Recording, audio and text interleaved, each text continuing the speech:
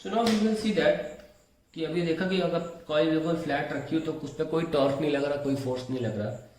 थोड़ा सा हम ऐसा करते हैं, कॉइल को थोड़ा टिल्ट कर देते हैं।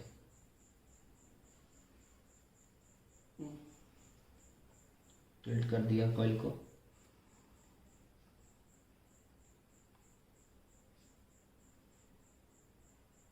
और करंट मान लो हमने क्लॉकवाइज जैसे ले रहे थे ले लिया।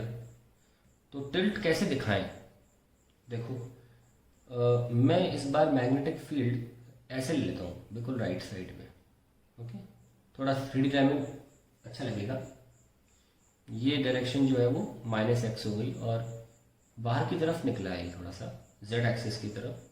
ये डायरेक्शन जो है क्लॉकवाइज अंदर के बजाय ना मैं ऐसा करता हूँ, बाहर ले लेता हूँ, मेरे को इजी पड़ेगा थोड़ा। ये लीजिए, तो मैंने क्या किया, यहाँ पे ले लिया, हटा इसको, करंट को डायरेक्शन को यहाँ ले लिया, करंट ऐसे जा रहा है, ये करंट ले लिया है। और ताकि मैं दिखा पाऊँ कि कॉइल रोटेट हुई है, हम इसके कॉइल का एक नॉर्मल का हेल्प लेंगे, अटैच कर देंगे, तो उससे हमें दिखता रहेगा कि कॉइल किस तरफ इशारा कर रही है। तो कॉइल नॉर्मली इस तरफ देखने लग गई है। Let this normal be m and यहाँ पे let this normal be n, और डायरेक्शन ऑफ करंट।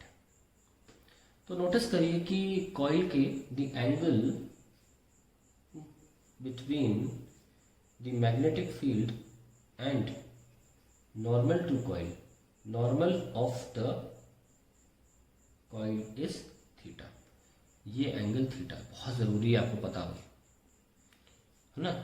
और मैग्नेटिक फील्ड यहाँ भी देखो ऐसे जा रही है ना, तो ये एंगल भी थीटा। वेरी इंपॉर्टेंट, ये टर्मिनोलॉजी ध्यान रखिए। अब ये क्या है, हमारी कॉइल यहाँ से स्टार्ट हुई थी, A B C and D ऐसे स्टार्ट हुई थी। और ये जो है वो एक्सिस है जिसके अबाउट हमने कॉइल को, पहले फ्लैट थी कॉइल, अब हल्का सा बाहर की तरफ टेढ़ा कर दिया है, हमने रोटेट कर दिया, ठीक है, ऐसे कर दिया। सबसे पहले हम निकालना चाहते हैं फोर्स ऑन AD, ऊपर वाले पे। कैसे करें? I इधर है ना direction, DA vector cross with magnetic field, ऐसे करते हैं ना। अब IDA ऐसे ब्रैकेट में लिख लो, ताकि लगे नहीं कि ये दो लेटर है, क्योंकि DA लेंथ इस तरह दिखा रहा हूँ, B साइन। अब क्रॉस प्रोडक्ट में क्या होता है, दो वेक्टर्स के बीच का एंगल, तो वो ये एंगल हुआ ना, ये वाला, ये तो 90 डिग्री है, plus theta, sine 90 plus theta. So we reach, let us write small b, let this be breadth of the coil b, sine 90 theta हुआ है कॉस थीटा। और इसको हम डायरेक्शन में भी कैसे निकालें, क्रॉस प्रोडक्ट से निकाल सकते हैं कि IDA इधर है और B इधर है। तो जब आप एंटी क्लॉकवाइज बंद करते हो दो वेक्टर्स को, तो तीसरा वेक्टर अपवर्ड्स होता है। एंटी क्लॉकवाइज मतलब अपवर्ड्स, क्लॉकवाइज का मतलब डाउनवर्ड्स, ठीक है। ये क्या हो गया, अपवर्ड्स। सिमिलरली आप चाहो तो FBC भी अभी निकाल लीजिए, क्योंकि सिमेट्रिकली दोनों तरफ निकाल के इन दोनों का मेन काम खत्म कर दो। IBC cross with B cap, B vector, और IBC को क्यों ना हम B ही लिख लें, और B sine, let us see the angle between them. So ये हमारा करंट डायरेक्शन IBC और मैग्नेटिक फील्ड ये, दिस इज 90 माइनस थीटा, है ना, sine 90 minus theta. So we get IBB cos theta. So हमने देखा, और डायरेक्शन देखिए, ये करंट है इधर और ये मैग्नेटिक फील्ड है, क्रॉस कर रहे हो क्लॉकवाइज, तो फोर्स कहाँ जाएगा, डाउनवर्ड्स। क्लॉकवाइज मतलब डाउनवर्ड्स, डाउनवर्ड्स। तो हमने नोटिस किया कि यार FAD अपवर्ड्स है, फॉर्मूला है IBB कॉस थीटा। FAD था ना ऊपर वाला, और FBC उसी के सामने जो वायर है डाउनवर्ड्स है, वो भी सेम मैग्नीट्यूड है पर डायरेक्शन अलग है, यानी कि these two forces cancel each other out। और यहां पे भी देखा जाए तो हमेशा सेम लाइन ऑफ एक्शन में ये काम करते हैं. So also FAD and FBC act along the same line,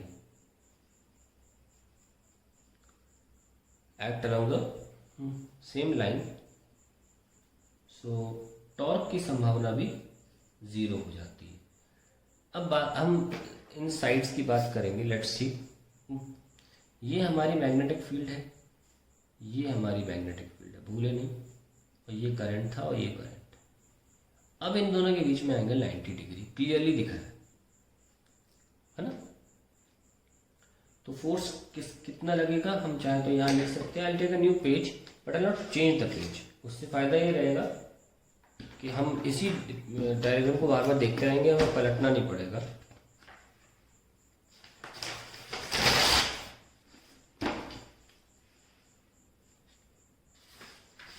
ठीक है, तो लिख लेते हैं.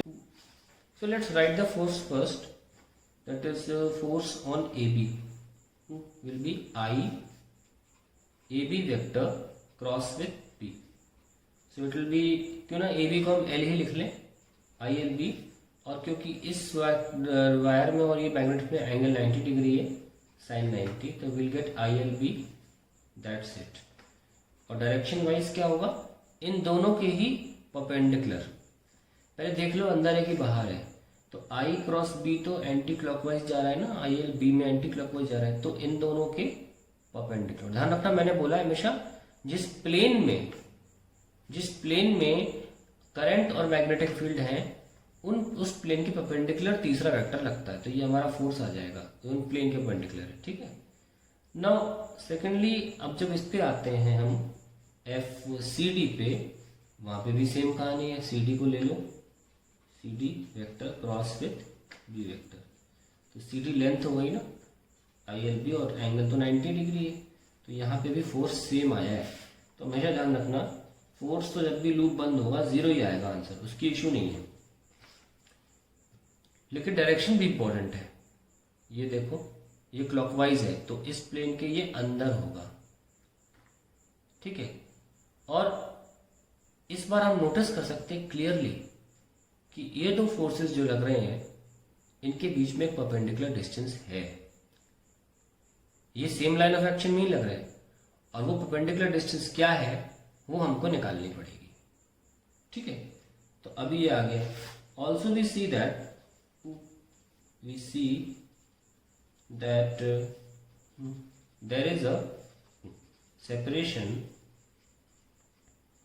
between the forces FAB and FCD. Therefore, these two forces constitute a torque. तो हमको आंसर मिल गया इस बात का कि what is the motion of coil in a magnetic field, and the answer is rotatory motion. So we conclude that when a current carrying coil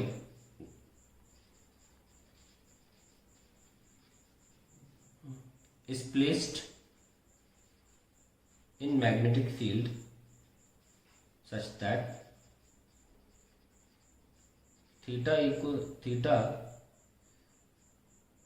माने कि angle लिख दो, such that the angle between area vector of coil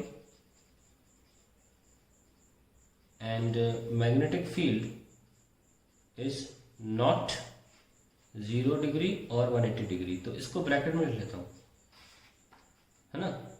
ये condition important है क्योंकि देखो हमने पहले जो डेरिवेशन लिया था, पलट के दिखाता हूँ, उसमें हमारा जो एरिया है,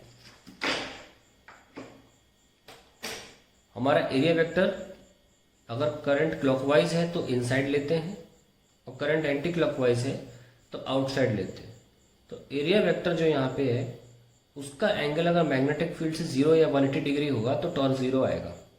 मैं वही यहाँ कह रहा था कि मैं अंग्रेजी में एक छोटी सी लाइन लिख सकता हूँ, लेकिन वो तभी लिख पाऊंगा जब हमारे पास डेरिवेशन में टॉर्क आएगा. तो टॉर्क कब जीरो होता है? जब एरिया वेक्टर, यानी एरिया वेक्टर कैसे है, मैं कॉपी देख रहा हूँ, ये टेबल है, हमेशा एरिया वेक्टर सरफेस से 90 डिग्री पर होता है हमेशा, और हमेशा ऑब्जर्वर की तरफ होता है। लेकिन जब हम करंट कैरिंग कॉइल की बात करते हैं तो उसमें एरिया वेक्टर क्या डायरेक्शन फॉलो करता है कि अगर करंट क्लॉकवाइज है तो area vector inside the plane of paper, और करंट क्लॉकवाइज एंटी क्लॉकवाइज है तो outside the plane of paper, ऐसे फॉलो करता है। तो अगर आपका एरिया वेक्टर मैग्नेटिक फील्ड से 0 डिग्री या 180 डिग्री का एंगल बना रहा हो, टॉर्क नहीं आएगा। तो आप देख सकते हैं इस कॉइल में मैग्नेटिक फील्ड कहाँ अंदर है और करंट क्लॉकवाइज है, तो एरिया भी कहाँ हुआ? अंदर हुआ। तो दोनों के एंगल क्या होगा इस बीच में? 0, इसलिए टॉर्क 0 आया। हम अगर एंटी क्लॉकवाइज भी करंट करते तो भी टॉर्क 0 आता, क्योंकि फिर 180 डिग्री एंगल होता। उस बात को मैंने यहाँ पे स्पेशली मेंशन कर दिया है अलग से। तो यानी कि जब मैं टिल्ट करता हूँ, थोड़ा सा ऐसे करता हूँ, तो मेरे एरिया वेक्टर में और मैग्नेटिक फील्ड वेक्टर में एंगल 0 या 180 डिग्री नहीं होगा, बिल्कुल ऐसे। तो अगर मैं ऐसे कर दूंगा कॉइल को, तो एरिया वेक्टर इधर, मैग्नेटिक फील्ड भी इधर, 0 टॉर्क 0 हो जाएगा। ठीक है। तो इन सूत्र, और अगर मैं उल्टा पूरा घुमा के ऐसे कर दूं 180 डिग्री हो जाएगा। दोनों सूरतों में हमारे पास टॉर्क 0 मिलेगा, लेकिन अभी हमने एंगल थीटा लिया हुआ है, और दैट इज वाई मेरे पास टॉर्क आएगा, और दैट इज द रीजन कि फोर्सेस के बीच में एक परपेंडिकुलर दूरी है। अब मैं आपको दिखाता हूं कि कैसे इसको सॉल्व किया जा सकता है। ठीक है, इसको सॉल्व कैसे कर, ध्यान रखना ये लाइन है वो डीए है। तो स्टूडेंट्स आपको दिखाते हैं कि इसको एनालिसिस कैसे करना है। इसका पन्ना पलट लेते हैं।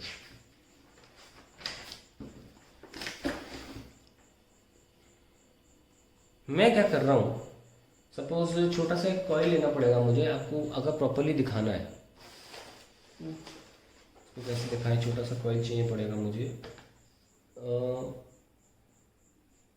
तभी मैं आपको शो कर पाऊंगा ऐसे। हाँ, आई गॉट वन।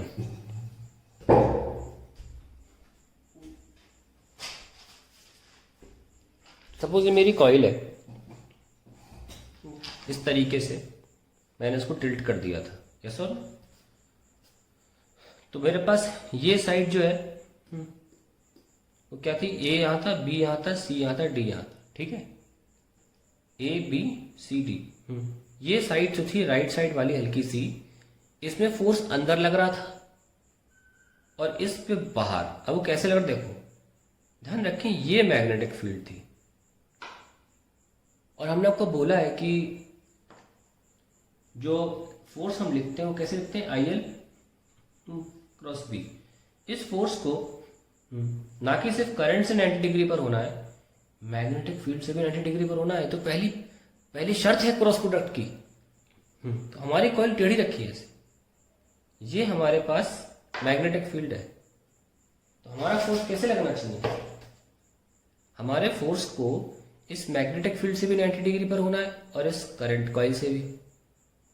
अब कंफ्यूजन ही होता है बच्चों को, अंदर तो दिखा दिया हमने डायग्राम में कॉपी में, तो अंदर को ये समझ लेते हैं, देख रहे हैं, अंदर को ये समझ लेते हैं। नहीं, अंदर तो है पर इस तरीके से नहीं है अंदर।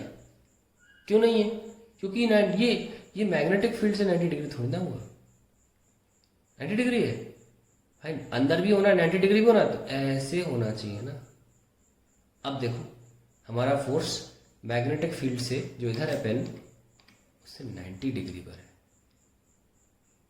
और करंट से भी 90 डिग्री पर है। करंट तो एक सीधी लाइन है, एक करंट ऐसे है, पूरी तरफ कहीं भी चले जाओ 90 डिग्री होगा, यहाँ 90 डिग्री 90 डिग्री 90 डिग्री 90 डिग्री।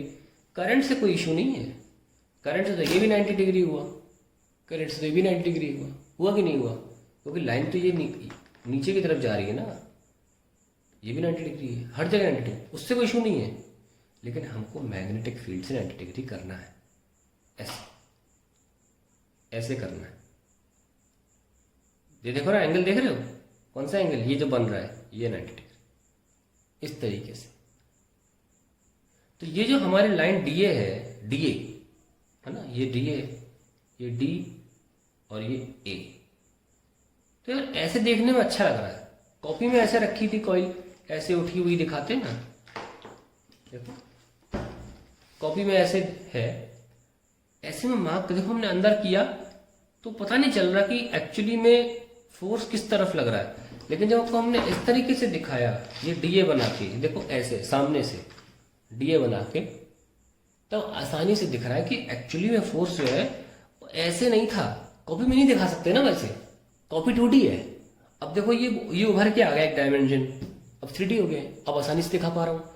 तो अब पता लगा कि मैग्नेटिक फील्ड तो ऐसे थी, और हमारा जो थर्ड वेक्टर है फोर्स, वो मैग्नेटिक फील्ड से 90 डिग्री है।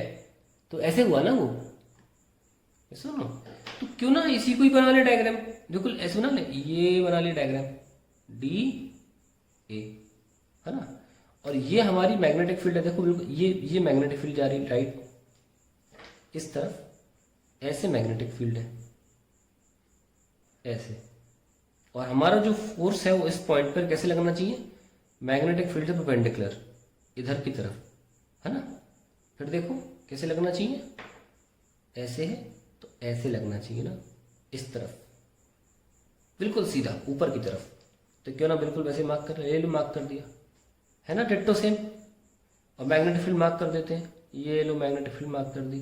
तो देखो उनके बीच में एंगल 90 डिग्री आया ना, फोर्स और मैग्नेटिक फील्ड के बीच में, ठीक है।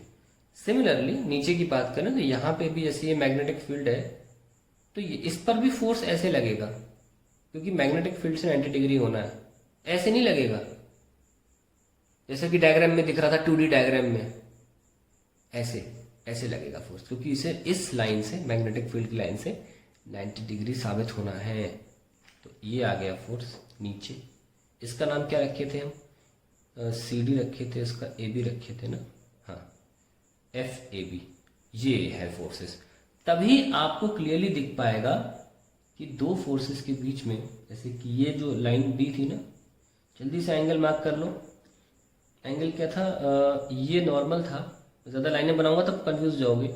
ये थीटा था, ये 90 माइनस थीटा, ये 90, ये थीटा, तो तुरंत आ गया ये B है। अब ये थीटा साबित हुआ क्योंकि ये थीटा है, तो थीटा के सामने वाला क्या होता है, B साइन थीटा आ गया।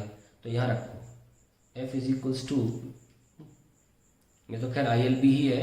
और टॉर्क के लिए क्या लिखते हो, either force into perpendicular distance between the forces. तो क्या हो गया यहाँ पे, F, क्योंकि दोनों की वैल्यू सेम है, into B sine theta, ILB into B sine theta. और यहां आपको पता लगेगा कि क्यों मैं एरिया वेक्टर की इतनी बात कर रहा हूं, कहां से एरिया वेक्टर आ जाएगा, क्योंकि ये लेंथ इंटू ब्रेथ मल्टीप्लाई होकर बन जाते हैं एरिया B साइन थीटा। और फिर इसको वेक्टर फॉर्म में लिखना होता है, तो कोई एरिया वेक्टर की तरह ट्रीट होता है, तो we write it like this, IA। फिर करंट के साथ चिपक गया, आप A, पहले L चिपका था, एक वेक्टर चिपका ही रहेगा हमेशा क्रॉस B। डायरेक्शन कैसे निकलेगा, वही Maxwell corkscrew rule, area vector ऐसे है ना, तो अगर एरिया वेक्टर ऐसे जा रहा है तो क्या सेंस हुआ, सेंस मतलब होता है या तो क्लॉकवाइज या anti clockwise. When someone says what is the sense of rotation, you से क्लॉक या एंटी क्लॉक। ये कैसा सेंस है, एंटी क्लॉक, तो क्या बोलोगे, अपवर्ड्स, आपकी तरफ। If the coil has n turns, if the coil has n turns, तो टॉर्क हो जाएगा n टाइम्स IAB क्रॉस में, ठीक है। सो फाइनली कुछ लोग बीना भी बोलते हैं, बीना साइन थीटा। अगर मैं इसको खोल के लिखूं, बड़ा फेमस टर्म हो, बीना साइन थीटा, ऐसे रटते हैं, बीना साइन थीटा, बीना, आप भी रट लिए, बढ़िया चीज है बीना साइन थीटा। बीना एक जगह जो भोपाल के पहले आती, झांसी के बाद आती, बीना साइन थीटा। टॉर्क का फॉर्मूला आ गया ना। इसमें बहुत इंपॉर्टेंट टर्म है, उसे बोलते हैं IA वेक्टर, और ये होता है magnetic moment of the coil. Extremely important term, magnetic moment. और क्योंकि इसकी इक्वेशन में एरिया इकलौता वेक्टर है, तो मैग्नेटिक मोमेंट की वही डायरेक्शन होगी जो एरिया वेक्टर की होगी। और एरिया वेक्टर की डायरेक्शन करंट कैरिंग लूप के केस में कैसे निर्धारित की गई है, करंट क्लॉकवाइज हुआ तो आपसे दूर, यानी कि inside the plane of paper. Current anti clockwise हुआ तो आपकी तरफ, यानी कि outside the plane of paper. तो ध्यान रखना इस बात का, हम इसको फाइनली रिप्लेस करेंगे n टाइम्स, तो n तो नंबर ऑफ टर्म्स है, i और a को m ले लिया cross b, very very important. अब ध्यान देखना है, बहुत बढ़िया चीज़ जो हमने आपको बताई थी। केस यहीं लिख लेते हैं, क्यों पेज पलटे। केस 1 टॉर्क क्या हम निकला, NMB साइन थीटा। आप देखिए टॉर्क 0 कब आएगा, when theta is 0 and theta is 180 degree. यही मैं बोल रहा था। और किसके बीच में, M एंड B, और अल्टीमेटली M को डायरेक्शन देता कौन है, एरिया। इसलिए बोल रहा था एरिया एंड मैग्नेटिक फील्ड। तो अगर एरिया और मैग्नेटिक फील्ड में एंगल 0 डिग्री हुआ या 180 डिग्री हुआ, टॉर्क 0 हो जाएगा। ठीक है। और मैक्सिमम कब होगा, ऑब्वियसली साइन थीटा की मैक्सिमम वैल्यू कब होती है, 90 डिग्री पर। तो जब 90 डिग्री होगा तो you will get the maximum torque. तो आइए पोजीशन बना के दिखाते हैं आपको 90 डिग्री की और 180 डिग्री की भी, ताकि आपको रट जाए। तो अगर आपकी मैग्नेटिक फील्ड ऐसे है और आपकी कॉइल ऐसे रखी है, टॉर्क तुरंत 0 कर दीजिए, क्योंकि आपका एरिया वेक्टर अगर क्लॉकवाइज दे रखा है या कुछ भी दे रखा है, एंटी क्लॉकवाइज या क्लॉकवाइज, उसका एंगल 0 डिग्री या 180 डिग्री हो गया है मैग्नेटिक फील्ड से। अगर आपकी मैग्नेटिक फील्ड ऐसे दे रखी है, अलग अलग डायरेक्शन दे रखे हैं, कंफ्यूज जाते हैं अक्सर। हम क्या करते हैं, क्रॉस या डॉट बनाते हैं, फिर एग्जाम में आता है ऐसे, बच्चा हो गया कंफ्यूज। तो अब आपने मान लो ऐसे रख दी, तो अब टॉर्क मैक्सिमम है। क्यों, क्योंकि मैग्नेटिक फील्ड तो राइट साइड है, यानी कि BI। और अगर मान लो एंटी क्लॉकवाइज करंट ले रहे हो, तो एरिया वेक्टर तो यार मेरी तरफ आ गया ना, ऐसे में तो इसको बोलते हैं कि, और एंगल 90 डिग्री हो गया, ऐसे में टॉर्क मैक्सिमम है। कॉइल जो है वो घूम जाएगी। हल्का सा आपको घुमाना है, पहले हल्का सा घुमाना है, क्योंकि क्या है, अगर फ्लैटली थोड़ा सा घुमा दोगे, फिर आपकी कॉइल जो है वो आपको टॉर्क, बढ़िया से टॉर्क दे देगी। Torque maximum is in this condition.